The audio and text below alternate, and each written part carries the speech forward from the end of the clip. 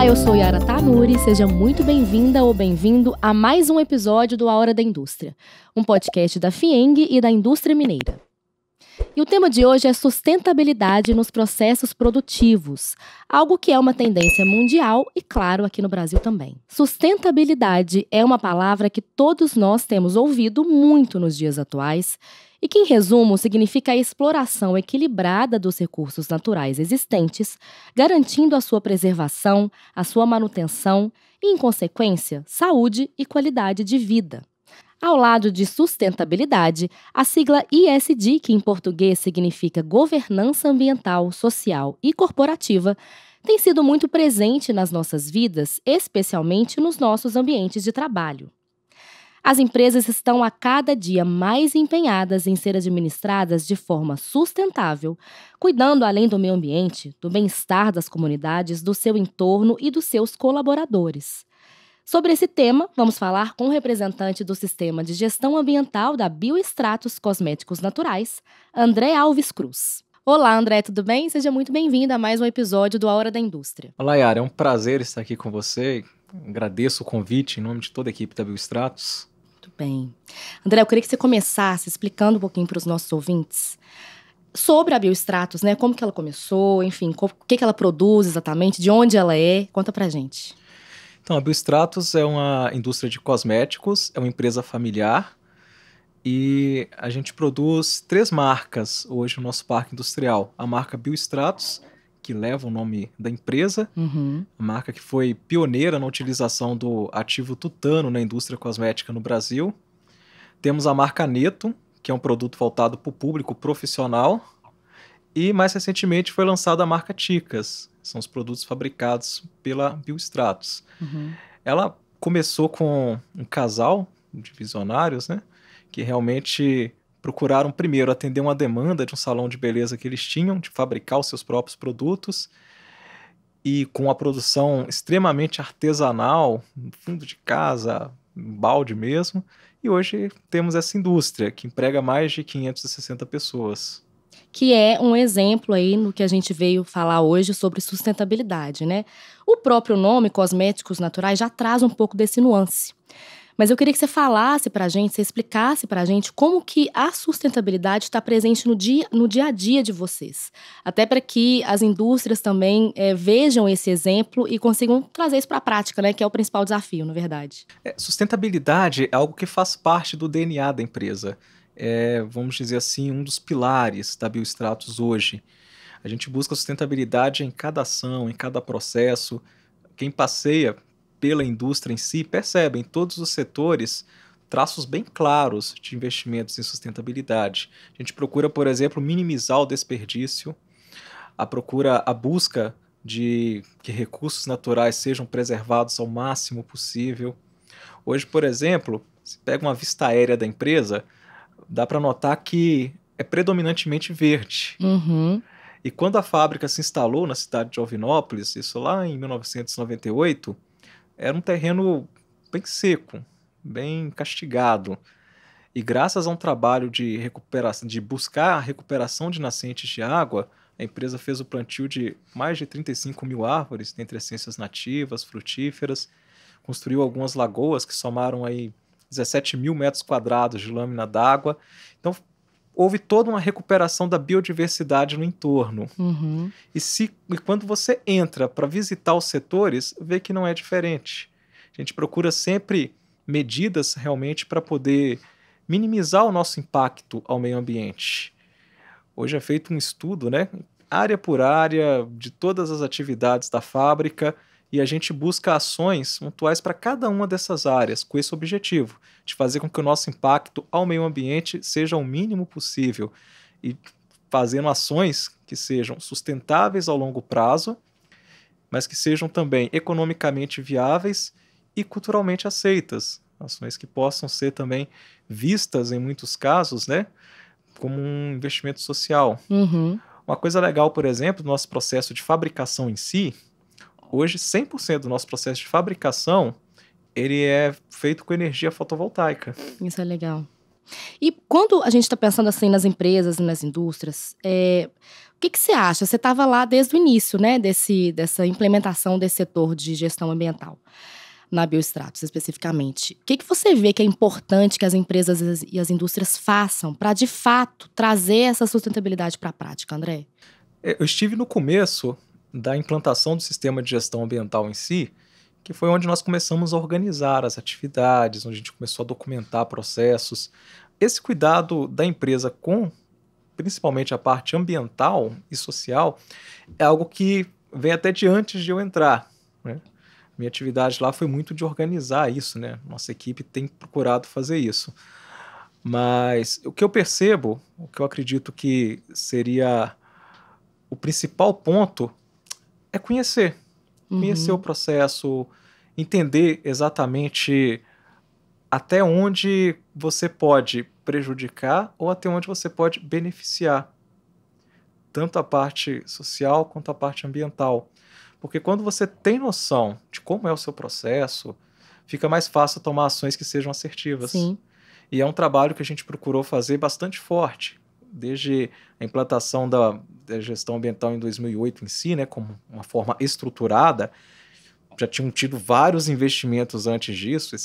Esse verde todo que eu mencionei agora há pouco é coisa que não constrói da noite para o dia. Então é coisa desde 98, quando a fábrica foi instalada lá.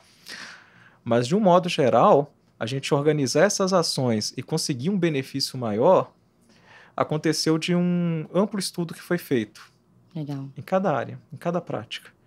E a gente começava a acertar que, se eu fizer assim, eu vou gastar tanto, eu vou gerar tanto de resíduos.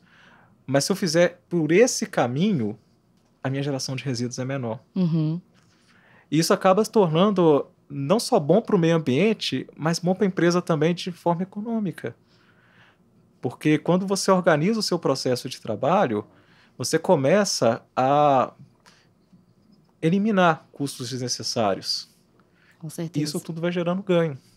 Em cada pequena prática, você tem um pequeno ganho, que somado acaba fazendo a diferença. E na sua avaliação, quando a gente fala hoje de ESG, né, não é só sustentabilidade, a gente fala também de governança social, de governança corporativa. Na sua avaliação, qual que é a importância de trabalhar isso também? É fundamental. A empresa, não importa de qual ramo, não importa a atividade, ela está inserida na sociedade, ela está inserida em alguma comunidade. E acaba que você pode, né, dependendo até do tipo de empresa, dependendo do processo, você pode gerar algum tipo de transtorno, algum tipo de incômodo. Para a comunidade, você diz, né? Então, nada mais justo do que você também devolver um pouquinho, né? A Biostratos, ela faz muito disso. Em 2005, a gente está numa cidade pequena, uma cidade aí de pouco mais de 15 mil habitantes, e, assim, uma das carências que a gente tem na comunidade local, por exemplo, é por atividades culturais, é por arte. Então, o que a empresa procurou fazer? Lá no ano de 2005, ela criou uma fundação, que é a Fundação Biostratos. Essa fundação, ela ensinava para crianças e pré-adolescentes flauta mágica. Então, através da música, foi uma maneira de educar, foi uma maneira de conscientizar, e aquelas crianças, né, eram de famílias locais. Depois esse projeto foi sendo amplificado com um curso de dança, e aí depois mais instrumentos foram adicionados, além da flauta, o pessoal aprendeu sax, aprendeu violão, aprendeu guitarra, e foi ampliando. Hoje, lá tem um projeto que é chamado Projeto Gerações, e o fruto desse projeto é uma bateria de escola de samba, a bateria Colibri. Legal demais. E assim, antes da pandemia, agora está tudo parado. Sim. Mas antes da pandemia, eles estavam se apresentando Brasil afora. E chama Gerações porque o primeiro foco da fundação foram as crianças. Mas esse projeto foi se expandindo. Então, desde crianças até idosos participavam dessa bateria Colibri. Legal. O que eu acho interessante nisso que você está trazendo é a forma como a empresa enxerga esse entorno, né? Acho que o mais importante hoje para as empresas, para as indústrias, é entender de fato essa responsabilidade que ela tem com o entorno em que ela está inserida, né? Então, é um belo exemplo, né, de como fazer isso. Você acha que precisa pensar um pouquinho fora da caixa, às vezes? Porque no seu exemplo, por exemplo, o Biostratos faz enfim, trabalha com vertentes diferentes, né? Não Sim. necessariamente com, enfim, cosméticos naturais, né? Mas, de certa forma, tá ali realmente inserida na comunidade para melhorar a qualidade de vida dessa comunidade também, né? Como que você enxerga isso? Eu enxergo de uma maneira muito positiva, porque eu faço parte também, eu sou um Uhum. morador da cidade que a empresa tem instalada. E a gente percebe que tem uma máxima que, desde que eu entrei na Biostratos, eu escuto muito, que eles colocam no discurso que a empresa é feita de pessoas e para pessoas. E uma vez dentro da empresa, eu consigo perceber isso de uma maneira muito clara, do quanto que é essa preocupação. Como eu te falei, o investimento não foi em nada relacionado a cosméticos, como você trouxe muito bem, mas foi um investimento em algo que era uma demanda da comunidade local, era uma Sim. expectativa. Uhum. Outra, por exemplo, além dessa fundação, a fábrica ela fez também um Campus Society e uma quadra poliesportiva, Legal. que está aberta não só para os funcionários, mas para a comunidade local. Poder ter ali o lazer. Eu quero falar de retorno, né? A gente tá falando desse retorno que não é muito palpável, mas eu queria que você falasse um pouco mais desse retorno que as indústrias, as empresas, obviamente, esperam, claro, né? Existe um mito aí por trás do ESG, da sustentabilidade, que essa questão de retorno, né? De ser realmente um processo que vai gerar lucro, enfim. Eu queria que você trouxesse isso pra gente um pouco, para que as indústrias e as empresas entendam como que isso funciona na prática, sabe? Maravilha. Eu acho que você usou a palavra certa, Yara. Mito. Porque, a princípio, talvez uma pessoa pense no quanto que ela vai ter que investir. Sim. Mas esquece de analisar o quanto que tem a ganhar com isso. E o que tem a ganhar é muito grande.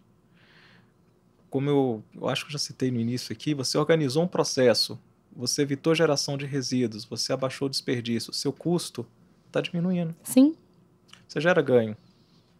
Às vezes investimentos mais altos, investimentos maiores, são investimentos que vão demorar um pouco mais para se pagar, mas acabam valendo a pena. Vou te dar exemplo de um investimento que a Biostratos fez. Uhum. Em 2016, a fábrica investiu no que era, na época, segundo os dados da ANEEL, o maior sistema privado de geração fotovoltaica para consumo próprio do Brasil. Hoje não é mais o Uhum. maior, ainda bem, né? Sim. Mas naquela época, lá atrás, em 2016, parece antigo, né? Mas é verdade, era um cenário totalmente diferente. Ainda existia muita dúvida, a energia fotovoltaica em si era vista de uma forma muito incipiente, mas a empresa foi lá e resolveu investir. E só a infraestrutura para esse sistema ser criado, foram 2.159 placas fotovoltaicas, fora toda a infra que precisa ali para o sistema funcionar corretamente, um investimento de mais de 3 milhões de reais. Aí você pensa, é muito alto. Só que, com o passar do tempo, a gente produzindo nossa própria energia, a gente vê que é muito economicamente viável. Uhum. O prazo de vida útil estimado de um sistema de geração fotovoltaica é de 25 anos. Quando foi feito o projeto, havia uma estimativa de que ele se pagaria com 10 anos. Ou Hoje, seja, né? com os dados reais que a gente tem, a gente vê que vai pagar antes. Não vai dar nem uns 10 anos. O último dado que a gente tinha de payback, já tínhamos alcançado 65% de retorno do investimento no final de 2021. E pensando que depois que der os 100%, que ele se pagar, ainda assim nós vamos ter pelo menos mais 15 anos de geração de energia. Uhum. Isso tudo é lucro para a empresa. André, eu queria saber uma coisa, assim, de que forma a produtividade da empresa, da indústria, é influenciada por esses investimentos que você está citando, né? Tanto na preservação ambiental, quanto na qualidade de vida da comunidade. A gente vê um benefício muito grande nesse sentido também, porque as ações que são feitas em termos de ESG, geralmente elas criam, vamos assim dizer, um ambiente de trabalho mais confortável, mais tranquilo. Uhum. Quer seja de consciência, porque a pessoa está ali, está cumprindo a tarefa dela, e ela volta para casa sabendo que não teve nenhum tipo de prejuízo do resultado do trabalho, isso é muito legal. É. Agora, também, de uma maneira mais prática, você consegue ver no próprio processo em si. Vou citar um outro exemplo.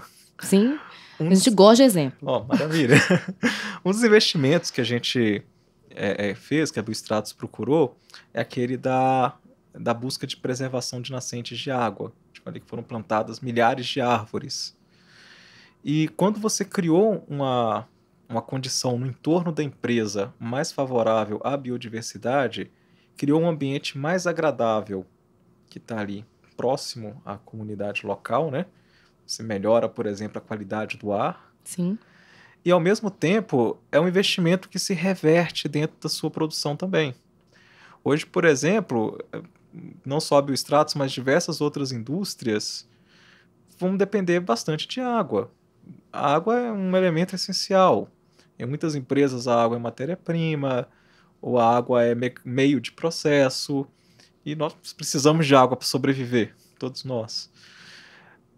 Houve uma época lá na nossa região que teve uma seca muito grande. Realmente, assim, muita gente reclamou que poço tinha secado, o pessoal não estava encontrando fontes de água em lugar nenhum. E no entorno da empresa, a gente não teve esse problema. A gente continuou com o nosso abastecimento de água Normal. praticamente inalterado. Porque como houve todo esse investimento para que os arredores da fábrica se tornassem realmente mais verdes, mais sustentáveis, a gente não teve uma queda na nossa disponibilidade hídrica durante esse período. E aí todo mundo se beneficia, né? Não é só a comunidade, como a gente está falando, né? A própria empresa se beneficiou disso também, claro. Com certeza. O nosso processo de fabricação não teve nenhum prejuízo nesse período de seca. O que você está dizendo assim, será que a gente pode concluir que essa opção por atividades mais sustentáveis, né, no geral, a gente falando aí de meio ambiente, mas também do social, enfim, tem influência direta nos resultados da empresa, inclusive no seu crescimento também? Tem, sem dúvida alguma. Os resultados são sempre melhores quando você investe em sustentabilidade, por mais que, às vezes, tem alguns investimentos que a gente tem que pensar. Não estou investindo agora para a semana que vem já ter um retorno. Tem coisas que são de médio, tem coisas que são de longo prazo. Mas, via de regra, sempre o retorno vai ser positivo. E até quando se fala em termos de crescimento, a gente tem que pensar muito o seguinte: não tem sentido você ter uma atividade industrial se não tiver mercado consumidor. Com certeza. E hoje o mercado ele já começa a criar uma expectativa, mais que uma expectativa, uma demanda, demanda propriamente dita, por produtos que tenham como valor agregado a sustentabilidade. E isso vai... As empresas que realmente não começarem a se adaptar para terem modelos mais sustentáveis de gestão e de trabalho, elas vão acabar perdendo parte desse mercado consumidor. Tá vindo uma geração aí agora, por exemplo, que é muito mais engajada do que todas as outras que já passaram. Porque a gente faz parte, né, de um movimento que não teve educação ambiental, coisa que a gente aprendeu depois. Mas está vindo uma galerinha que está começando a aprender sobre isso na escola, que já conhece a importância da coleta seletiva, a importância de separar os resíduos, de cuidar, de preservar nascentes, de ter respeito com os animais. Então a gente precisa entender que, para atender a todo esse público que, para nossa felicidade, tem aumentado cada vez mais, o que a gente mais quer é que o mercado consumidor tenha essa postura, né? As empresas têm que se preparar para isso. O crescimento vai estar muito, muito relacionado a esse tipo de prática. André, perfeito. Eu concordo assim, totalmente com esse discurso de que realmente o comportamento do consumidor está impulsionando, né, que as empresas realmente comecem a pensar nisso de maneira mais rápida, inclusive, né? Porque realmente quem não está pensando em ESG agora está perdendo tempo, né? E aí, de repente, começar devagarzinho, né, como você está falando, às vezes, de repente, fazer um planejamento de... né, dar uma olhada em todos os processos, realmente avaliar e começar devagar, né? É porque, assim, dentro dessa colocação que você fez, eu vejo muito disso. A empresa, ela precisa realmente ter um autoconhecimento. Eu acho que o autoconhecimento é fundamental. Fundamental para as pessoas e fundamental para as empresas também. Sim. E até para planejar isso mesmo, né? Porque senão, se você não conhece o processo produtivo da sua empresa, como que você vai planejar? Né? Gerar menos resíduos, ser mais sustentável. A gente está trazendo exemplos aqui até, de certa forma, grandes, né? Mas tem empresas pequenas, indústrias pequenas que podem começar pequeno mesmo também. Se uma empresa, vamos dizer, um escritório, vamos limitar ainda mais o espaço. Se ele começa a colocar por política, por prática, que vai usar os dois lados da folha, já pensou com economia de 50%? Às vezes são coisas pequenas, né, que não se pensa assim no dia a dia. E que você tem um resultado imenso. Mas é aquilo. Tem que ter esse autoconhecimento de olhar para o próprio negócio e depois olhar para a vizinhança. Eu acho sensacional essa parte. O que a comunidade espera de mim? O que a comunidade precisa? As empresas e as indústrias têm um poder muito grande na mão delas, né? Então, assim, que elas possam aproveitar isso para realmente fazer a mudança, né, no entorno. Não só também pensar em sustentabilidade de forma ambiental, né? Sim. Agora, queria que você me contasse se a Biostratos tem aí novos projetos em andamento, que ainda estão em fase de implantação, se você puder contar pra gente. Sempre tem novidade. Sim. Novidade nunca falta. Eu vejo que existe um esforço muito grande, tanto para a manutenção de todos os projetos que a gente tem. Não dá para eu contar todos, eu estou contando um aqui e outro ali, porque se a gente for parar em todas as práticas que a Biostratos tem hoje, em relação principalmente a questões socioambientais, a gente vai um podcast de umas 20 horas para detalhar uma por uma. Sim. Mas eu vejo que há um esforço muito grande para manutenção de cada uma dessas práticas, para ampliação onde for possível. A gente sempre procura trabalhar com o conceito de melhoria contínua. Se a gente está entregando um resultado hoje que tá muito bom, amanhã ele pode ser excelente, a gente vai buscar isso. Essa melhoria é uma coisa natural dentro do nosso processo hoje. E a busca também de novas formas de ver. Hoje, por exemplo, um dos investimentos que a fábrica está tendo é justamente na estrutura física da empresa. Está sendo construída uma nova unidade de fabricação lá mesmo dentro do parque industrial atual, mas que vai ter um ganho operacional quando ela entrar em atividade muito grande. A gente vai conseguir potencializar essas ações de economia de recursos naturais, de evitar o desperdício, enfim, todos esses processos que a gente já faz hoje na nossa planta atual, quando essa nova unidade estiver em operação, a gente vai conseguir maximizar um pouquinho os ganhos. Uhum. Tem outras coisas, Yara, mas eu não vou te contar. Curiosa, né? Não pode me contar, mas tudo bem, não tem problema. Porque assim, tem muitas ideias. A gente está conversando sobre... Eu vejo que há uma perspectiva por mais que já são muitos os investimentos, mas há uma perspectiva ainda de avanços maiores no futuro. Mas aí vai ter que ficar atenta aí nas redes sociais abstratas, no site da empresa, a gente vai divulgando. Eu acho que o que você está dizendo, na verdade, é que existe uma preocupação com a manutenção dos projetos que já estão, né, acontecendo, e também sempre aqui, de olho nos investimentos para fazer os processos serem ainda mais sustentáveis, para fazer com que realmente a empresa e a fábrica participem ainda mais, né, gerando aí melhorias para a comunidade. Então é meio que, tipo, não para nunca, né? Sim. Posso te contar uma novidade que tá ficando velha. Qual? Me lembrei agora aqui.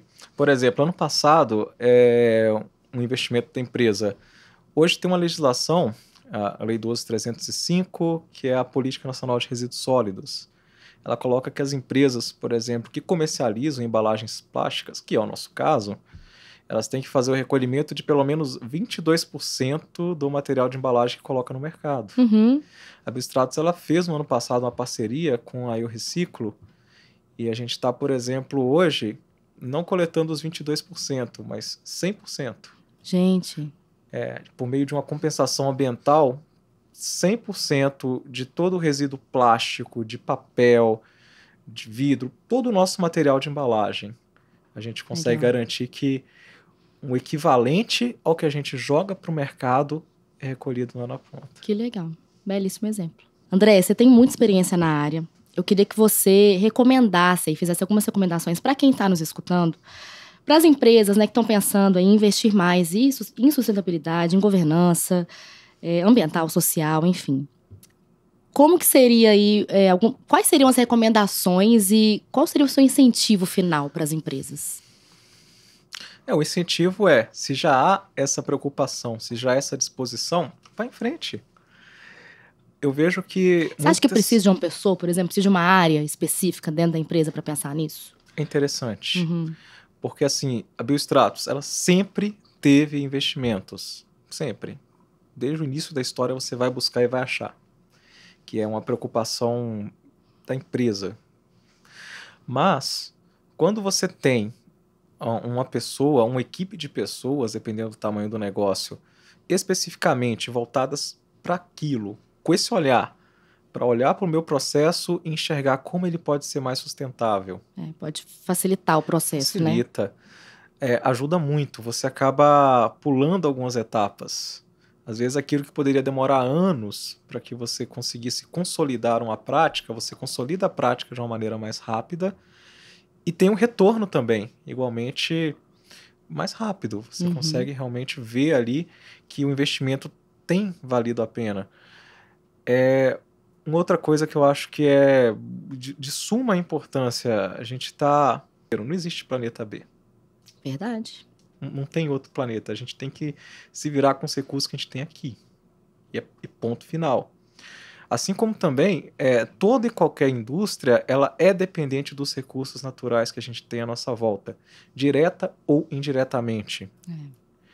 Então, eu vejo que uma maneira interessantíssima de começar é mapear pontos de desperdício dentro do processo. Maravilhoso. Enxugar o processo. Isso é válido para qualquer tipo de indústria, isso é válido para qualquer tipo de atuação comercial, qualquer ramo. Se você consegue enxergar uma maneira de trabalhar gerando menos resíduos, entrando no contexto de economia circular. Ações de economia circular são fundamentais na sociedade hoje. São ações muitas vezes que vão depender de um investimento pequeno e que ao médio e longo prazo vão trazer um retorno gigante. E, assim, pensando nisso que você está falando, acho que, de repente, um outro passo, a gente poderia pensar em um segundo passo, sendo, de repente, um mapeamento de projetos que a empresa pode, de repente, apoiar. Se ela não pode, por exemplo, ter uma própria fundação, de repente, mapear alguns projetos sociais que ela pode apoiar, fazer a diferença ali no entorno da maneira que ela pode naquele momento? Sim. Hoje, por exemplo, tem muitas startups aí que oferecem isso já pronto. Você já faz esse dimensionamento, já faz essa atividade de pesquisa. É buscar aquilo que está mais em sintonia com a atividade da empresa, o que cabe dentro do orçamento, porque tudo que a gente fala também em termos de ESG, em termos de sustentabilidade, a gente sempre vai naquele viés, né? Que um negócio ele precisa ser sustentável ao longo prazo. E é possível investir e garantir, por exemplo, que vai ter mercado para o seu produto, vai ter ganho no seu processo e que aquele investimento não vai ser um investimento em vão.